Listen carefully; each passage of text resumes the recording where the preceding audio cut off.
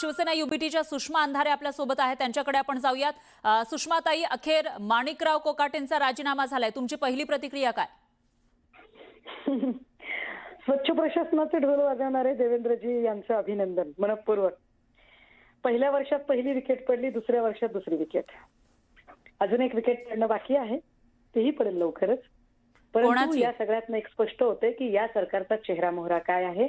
आणि माणिकराव कोकाटेंचा राजीनामा खरं तर तो उशिरा झालेला आहे, पण हरकत नाही, तरी हरकत नाही.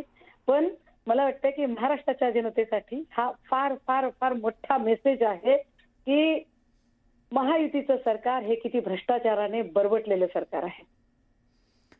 पण सुषमाताई, आधी सुद्धा शिक्षा झालेली होती, कनिष्ठ न्यायालयाने शिक्षा सुनावलेली होती फेब्रुवारीमध्ये, त्यावेळेला राजीनामा घेतला नाही, पण आता राजीनामा घेऊन एक मेसेज देण्याचा प्रयत्न महायुती सरकारने केल्याचं दिसतंय. तसं जरी असेल असं आपण जे तुम्ही म्हणताय, कारण मी असं जर की महायुतीने हा मेसेज द्यायचा जर प्रयत्न केलाय असं काही असेल ना, तर याचा अर्थ ज्या अजित पवार किंवा एकनाथ शिंदे यांना सोबत घेऊन आपल्या सत्तेची वाटचाल या सगळ्या भाजपाने केली होती, आता त्यांना हे दोघेही नकोसे झालेले आहेत का. आणि म्हणून व्यवस्थित पद्धतीने या दोनही कुबड्या, अमित शहांच्या शब्दात, या दोनही कुबड्या आता छान पद्धतीने बाजूला केल्या जात आहेत.